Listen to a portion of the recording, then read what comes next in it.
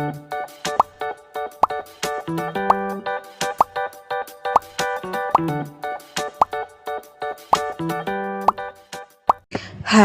Assalamualaikum, selamat datang di Nalasena Channel. Hari ini saya akan melanjutkan membacakan novel yang berjudul Terpaksa Menikahi Bad Boy Season 2 Bab 70. Jangan lupa di like, komen, dan subscribe ya. Selamat menikmati. Niatnya hanya sekali, bilangnya hanya sebentar, tapi karena terlalu asyik saling memuaskan satu sama lain, alhasil mereka bercinta sampai menjelang maghrib. Jika dihitung-hitung, sudah hampir 2 jam mereka saling bertukar peluh di sore yang mendadak panas itu. Bentar lagi kok, janji nih yang terakhir. Suara Juan agak menggeram sambil berusaha fokus agar gerakannya tetap selaras dan pelepasan yang kedua akan segera terjadi. Arsy tak menjawab, walau hanya telentang pasrah, tapi sungguh ini adalah salah satu sore yang cukup melelahkan di dalam hidupnya. Kamu capek ya? Tanya Juan malah mengajak berbincang. Iya, jawab Arsy setengah mendesah. Nanti abang kasih jajan lebih deh, ucap Juan seperti membujuk anak kecil. Heh, jatah uang rokok kamu?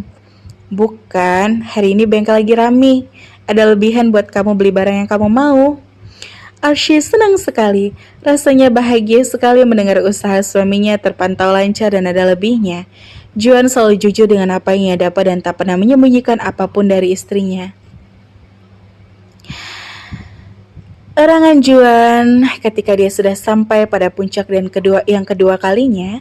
Ketika itu terjadi, Arsy mengencangkan otot-otot di bagian vitalnya dan menahan sensasi lebih untuk suaminya. Itulah salah satu yang paling Juan sukai, karena selain mengurus kebutuhan badannya, Arsy juga semakin pintar memenuhi kebutuhan batinnya.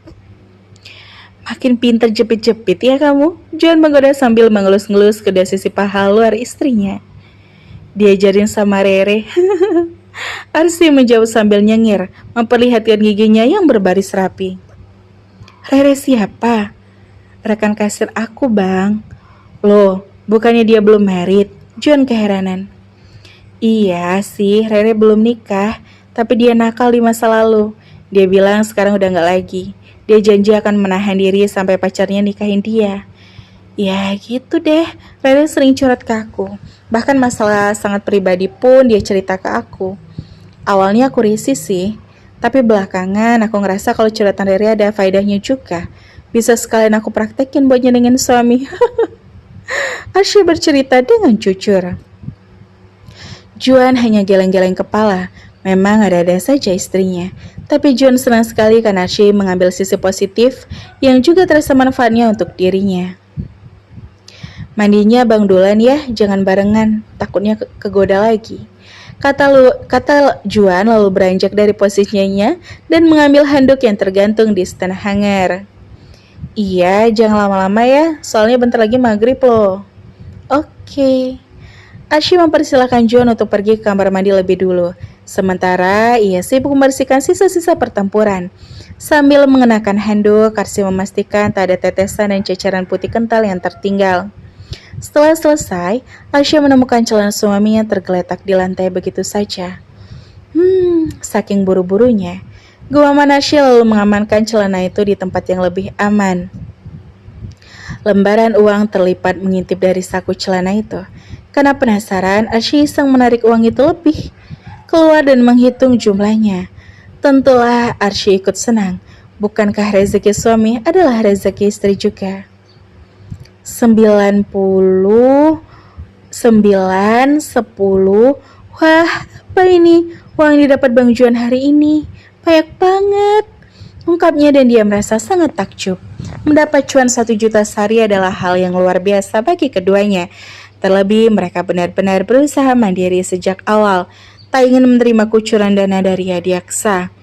Juan hanya menerima uluran tangan Zahra dan itu pun dia dianggap sebagai hutang yang akan ia dan kawan-kawan kembalikan pada Zahra nanti. Alhamdulillah, senang banget deh. Bisa nabung lebih banyak deh hari ini, ucap Arsy penuh syukur lalu merapikan lagi uang itu ke dalam saku celana Juan. Archie tidak mengambil lolos lembar pun, dia akan menunggu Juan yang memberikannya nanti. Dia beri setengahnya saja, Archie akan sangat senang. Selesai bercinta, selesai beribadah bersama, lanjut mereka makan bersama. Makanan apa yang sudah dimasak oleh Archie, Juan tak pernah menyisakan makanan di piringnya. Dia selalu melahap sampai habis. Oh iya, minumnya lupa. Kata Archie lalu menyampingkan sisa makanannya untuk beranjak ke dapur dan mengambilkan minuman untuk Juan. Kamu selesaiin aja dulu makan kamu, biar abang ambil sendiri. Kata Juan menahan Archie untuk pergi. Abang duduk aja, biar aku yang ambilkan. Senyuman Archie menyempurnakan segalanya. Juan merasa sangat lengkap dibuatnya. Makasih ya, it's okay. Juan jadi senyum-senyum sendiri, tak terbayangkan olehnya akan melewati ini semua. Tak pernah terpikirkan olehnya karena menikah dengan Archie, menentang restu orang tua dan bernaung di rumah kecil yang bahkan tidak lebih luas dari satu ruangan di rumahnya. Tapi Juan nyaman dan damai berada di sana. Ini minumnya. Archie sudah kembali dan menyerahkan segelas air putih pada Juan. I love you, ucap Juan sebagai ucapan terima kasih. Love you juga. Archie melanjutkan sisa makan malamnya dan sesekali melirik pada Juan yang menghabiskan satu gelas itu dalam 3 kali tegukan. Bisa tidur nyenyak malam ini, ucap Juan sambil menyimpan gelas kosongnya. Juan mengambil uang yang tadi dari dalam kamar. Dia duduk lagi sambil menghitung ulang uang itu. Archie hanya senyum-senyum karena dia sudah tahu jumlahnya. Luar biasa, hari ini ada klien yang royal banget. Dia puas dengan servisan kami yang kami berikan. Dia ngajakin beberapa temannya buat pakai jasa bengkel Wolfgang juga, dan hari ini kami cuan banyak, ungkap Juan dengan sangat bangga. Wah, keren. Tapi pasti abang sama teman-teman abang capek banget hari ini ya. Lumayan sih, dari pagi sampai sore nyaris gak jeda ngerjain banyak kerjaan. Tapi semua itu terbayangkan setelah mendapatkan hasilnya, kata Juan sambil menepuk-nepuk 10 lembar uang merah itu di telapak tangannya. Archie ikut senang betapa Juan bangga bisa menghasilkan uang itu atas kerja kerasnya sendiri. Padahal dulu dia adalah anak yang paling hobi menghabiskan uang orang tua. Apapun, menang event balapan dengan hadiah belasan sampai puluhan juta, Juan pasti menghabiskan uang itu dalam semalam untuk party-party dan senang-senang. Tapi sekarang, dia merasakan perasaan bangga yang luar biasa karena mendapatkan uang dengan cara yang lebih sulit dan menguras keringat. Nih, terserah deh kamu mau beli apa, tapi jangan dihabisin semua ya, tabung sebagiannya. Kata Juan lalu menyerahkan 9 lembar pada Archie sementara dirinya hanya menyimpan 1 lembar saja. Archie terbeliak. Apa Juan tak salah hitung? Kenapa Juan memberikan hampir semuanya pada Archie? Kok Bang Juan cuma ngambil selembar aja? Ini kebanyakan loh buat aku terima. Archie malah bengong. Selembar aja cukup kok buat beli rokok sama uang bensin. Kamu kan bendaharanya di rumah ini. Setelah uang itu sampai di tangan kamu, itu menjadi urusan kamu. Abang percayakan semuanya sama kamu.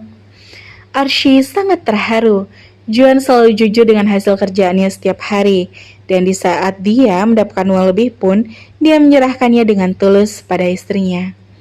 Sumpah deh, Bang Juan udah bikin aku merasa jadi istri paling beruntung di dunia, ungkap Archie, matanya agak berkaca-kaca saking senangnya. Kamu gak sendirian, begitupun sebaliknya. Sebaliknya apa? Kamu udah bikin abang merasa berarti. Hasil banyak, hasil sedikit, kamu selalu terima dengan senang hati. Kamu juga udah bikin abang merasa jadi lelaki beruntung di dunia. Juan balas sanjungan Archie. Mata Archie semakin berbinar-binar menatap Juan. Walaupun selisih umur mereka cukup jauh, Archie menuju 21 tahun, tapi Juan menuju ke 28 tahun. Tapi Juan tak pernah semena-mena pada Archie. Lebih dari itu, Juan selalu mempercayakan seluruh urusan rumah tangga kepada Archie. Keharuan seketika memenuhi ruangan kecil itu. Hari ini adalah hari sempurna lainnya semenjak mereka berikat mengikat janji setiap hari di pernikahan mereka beberapa waktu yang lalu. Jangan lupa kasih lebih ke ibu juga ya, ingatkan Juan. Iya bang, makasih banyak. Tapi seperti yang udah aku bilang ke Bang Juan waktu itu, ibu akan dapat setengah dari gaji aku. Gak apa-apa kan bang? Gak apa-apa lah. Archie semakin lega, karena dia memang bekerja untuk ibu dan adiknya juga dan Juan tak pernah mempermasalahkan itu. Bahkan inginnya Juan sajalah yang akan menanggung semuanya tanpa membuat istrinya ikut bekerja. Ya udah, aku tabung separuhnya, kasih ke ibu jatah belanja kabang sayur besok. Simpan buat dana darurat dan sisanya mau aku belikan perintilan make upku yang udah mulai habis. Boleh ya? Archie mengatur keuangan lalu minta izin untuk menggunakan sisa lebih uang itu. Boleh sayang. Seneng banget deh hari ini aku. Serasa dapet jackpot. Habis ini aku ke rumah ibu ya. Iya, tapi sendirian aja ya. Abang mau rebahan. Badan ini rasanya pegel-pegel, gak kayak hari-hari biasanya. Aku gak akan lama kok. Habis dari rumah ibu nanti aku pijitin abang ya. Oke. Juan menjawab setiap perkataan Archie dengan senyum simpulnya. Archie cepat-cepat menghabiskan sisa makanannya dan dengan lukas membereskan meja sehingga tak ada piring dan gelas yang kotor tersisa. Dengan semangat Archie pergi ke rumah Nana untuk berbagi bahagia atas rezeki lebihnya hari ini. Semua kesederhanaan itu memberi banyak pelajaran bagi Juan. Juan kini tahu kalau kebahagiaan itu tidak selalu diukur dari hal-hal yang mewah. Hal yang dulu ia dianggap remeh ternyata menjadi sangat berarti dan syarat makna di saat ia menjalani kehidupan yang baru dengan wanita pilihannya. Benar kata Loza, hati bisa berdamai dengan keadaan apapun di saat kita hidup berdampingan dengan orang yang tepat. Gue harap ini akan berlangsung selamanya, walau tanpa restu mama. Harap Juan setelah Archie pergi. Ana menoleh saat ada yang menyapanya. Ana sedang menunggu di sebuah klinik kecantikan kala itu. Ana menoleh dan langsung mengenali orang yang menyapanya itu. Tante Sari? Iya, loh, kamu di sini juga? Iya, Tante, baru mau coba. Soalnya direkomendasikan sama bundaku sendiri. Katanya ini salah satu yang terpercaya buat bundaku. Itu memang benar. Banyak treatment spesial yang gak bisa didapat dari klinik lainnya. Ya, walaupun mahal, tapi worth it lah sama hasilnya. Nih, lihat aja Tante. Masih kelihatan oke kan walaupun udah lewat kepala 4. Ana tersenyum mendengar ocehan Sari yang bangga dengan penampilan glowingnya. Oh iya, studi kamu di Kanada udah selesai ya? Gak ikut ayah bunda kamu lagi ke Kanada? Tanya Sari meneruskan obrolan. Aku udah lulus dan aku mau cari kerja di sini aja Tante. Bosan tinggal di sana, suka kangen berat sama Jakarta. Ya, mau gimana pun juga, kota sendiri adalah tempat yang akan terus ingin kamu tuju. Gak peduli seberapa macetnya lalu lintas di sini. Sari agak bergurau. Itu benar Tante. Padahal kemacetan di sini bikin stres. Tapi aku mau tetap di sini aja, gak mau ikut lagi sama ayah dan bunda.